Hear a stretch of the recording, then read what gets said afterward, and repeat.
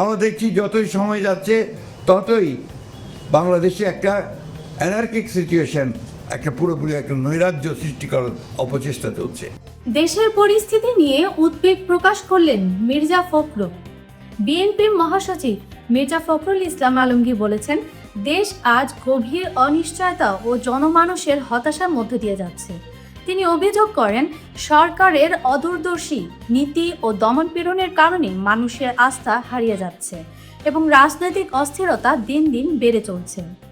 শনিবার রাজধানীতে এক আলোচনা সভায় তিনি বলেন, দেশে গণতন্ত্র নেই, মানুষের কথা বলার অধিকার নেই, অর্থনীতি ভেঙে পড়েছে, সব মিলিয়ে জাতি এক কঠিন সময়ের মধ্য দিয়ে যাচ্ছে।